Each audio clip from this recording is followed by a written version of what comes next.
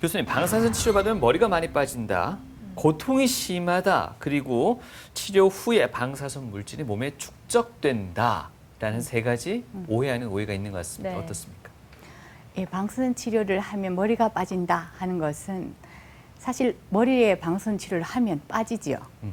그렇지만 유방암의 방사선을 유방에 방사선했는데 머리카락이 빠진다. 안 그렇습니다. 아. 빠지지 않습니다. 예. 네. 그러나 유방암 환자들은 항암 화학요법을 대부분에서 많이 하죠. 네. 그러므로 해서 머리 탈모가 된 것을 방사선 치료해서 탈모가 된 아. 것으로 오해하는 경우가 있는 것 같습니다. 네. 탈모되는 거 말고 치료받으면 아프다. 예. 네. 사실 방사선 치료하러 들어가는 환자분들이 치료하고 나서 치료했습니까? 이렇게 묻습니다. 아. 아무 느낌이 없기 때문에 치료한 것 같지 않은데 소리만 삐삐 소리 났는데 다 했다고 나가라고 해요. 이렇게 네네. 이야기를 합니다. 그것은 안 아프다는 뜻이죠. 예. 그렇지만 이제 어떨 때 이제 통증이 오느냐면 방사선 치료 한 2, 3주쯤 하면 염증이 옵니다. 아. 유방의 경우에는 유방에 염증이 오고 피부에 염증이 좀 오기 때문에 피부 화상도 오고 하기 때문에 그것으로 해서 조금의 통증은 올 수가 있는데 그 통증이 약을 먹어야 될 정도는 아니고 네. 일상생활을 할 정도의 그런 불편감이 올 수가 있고 몸에 축적되나요? 축적되지는 않죠. 왜냐하면 방사선을 받으면 치료받았던 세포에 손상을 주고 치료가 되고 난 뒤에 밖에 나오면 아무것도 없습니다. 환자분한테는. 그렇기 때문에 아기를 데리고 있어도 되고 일상적으로 친구분들 만나도 관계가 없고 일부러 격리할 필요가 없습니다. 일부 잘못된 또 일반화의 오류가 있었던 건 아니겠습니까? 예. 네. 자, 이번에는요, 방사선 치료의 목적과 치료 과정 또 이 유방암에는 어떻게 적용이 되는지에 대해서 구체적으로 설명 들어보겠습니다.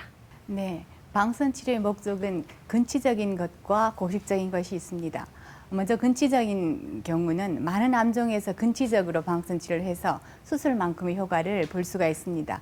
이럴 때는 환자의 정신 상태가 양호하죠. 양호하니까 더 치료하기가 더 좋겠고, 그리고 종양이 의심되는 부위에 집중적으로 방사선을 조사하는 것입니다. 그래서 국한된 원발성 종양에서 주로 치료를 하고, 이럴 때는 초기 암을 치료하는 것이지만 전인적인 돌봄이 필요합니다. 그리고 고식적인 목적은 전이 갖는 환자들일 때 사용하는 치료인데요. 증상이 이제 있었을 때 증상을 완화하기 위해서 하는 치료이기 때문에 증상 없는 삶의 기간을 연장시키기 위해서 합니다.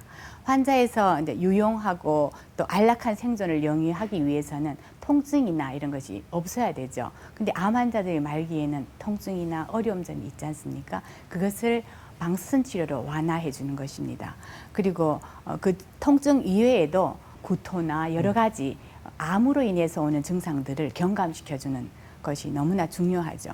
그런데 이렇게 치료한다고 해서 생존 기간이 연장되는 것은 아닙니다. 방사선 치료의 과정을 보면 먼저 환자분께서 방사선 종양학과로 진료를 하러 오십니다. 오시면 환자의 상황을 모두 다 보고 난 뒤에 어떻게 치료를 해야 될지를 결정하고 나서 모의 치료를 합니다. 모의 치료라 하면 방사선 치료를 할 때 어떻게 할 건지를 결정하는 것입니다. 그렇게 해서 모의 치료로 CT를 찍으면 그 CT를 가지고 치료 계획을 짜지요.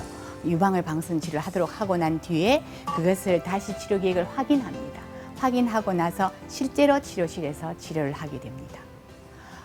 방사선 치료 방법의 발전은 앞에서 이야기했던 정통적인 방사선 치료에서 요사이는 거의 기본 치료가 입체 조형 방사선 치료고요. 세기 조절 방사선 치료도 거의 반에서 하고 있고요. 그리고 요사이는 방사선 치료의 기술이 너무 발전해서 방사선으로 수술을 하죠. 그거 수술하는 방법이 적용되면서 완치할 수 있는, 특히 뇌종양 같은 경우에는 수술이 어려울 때 완치를 방사선 수술로 할 수가 있습니다. 그리고 이제 양성자 치료인데요. 이 브렉피크라는 게 있습니다. 환자의 몸에 방사선이 들어가면 처음에는 적게 들어갔다가 어느 깊이에 가서 방사선의 모든 에너지를 종양에 주고 사라져 버립니다. 네. 그렇지만 X선은 처음에 피부에서 들어가서는 올라갔다가 천천히 사라지기 때문에 정상 조직에 방사선이 많이 들어가는데, 양성자 치료는 우리가 원하는 종양이 있는 자리에서 에너지를 다 주고 사라져 버리기 때문에 종양 바로 뒤쪽에 있는 정상 조직은 방사선 치료가 방사선이 안 들어간다 이렇게 생각하면 됩니다.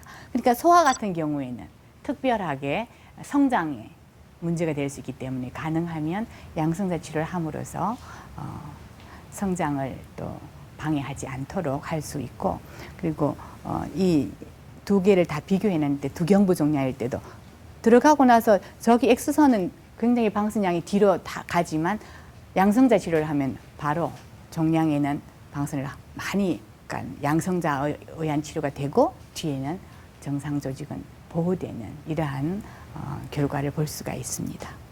유방에서 수술 후에 전체 유방을 방선 치료를 할 때 이는 한 CT의 커트 장면인데요.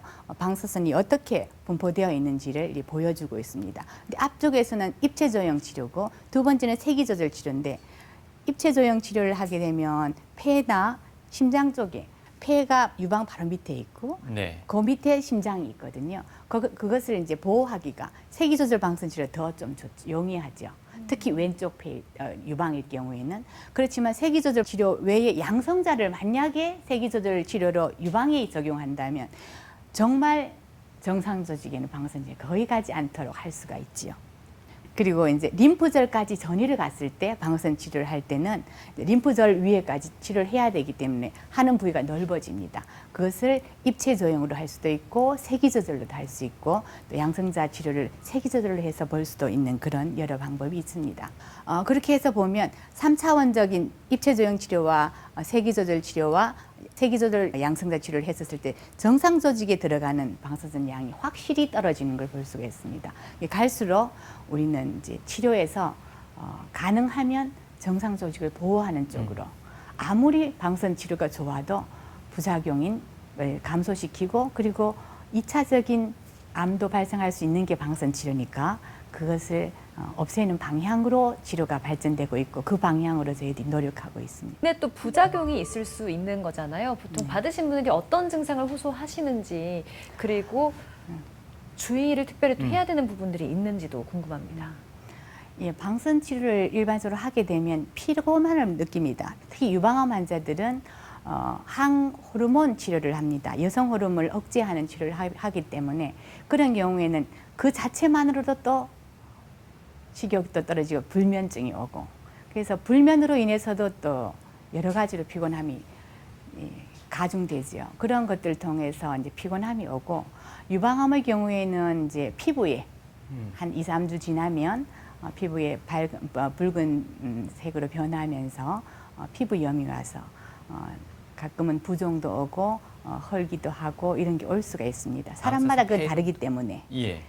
그리고 네, 방사선 치료를 할 때는 모의 치료를 앞에서 한다고 저희가 말씀드렸는데 그때 이제 몸에 표시를 하죠. 잉크로 표시를 합니다. 네. 이유는 그걸 보고 저희들이 방사선을 정확하게 해드리기 위해서 하는데 표해 놓은 것을 지우지 마셔야 됩니다. 다른 곳은 씻어도 됩니다. 네. 그리고 이제 우리나라 사람들이 의외로 목욕을 좋아합니다. 여성분들.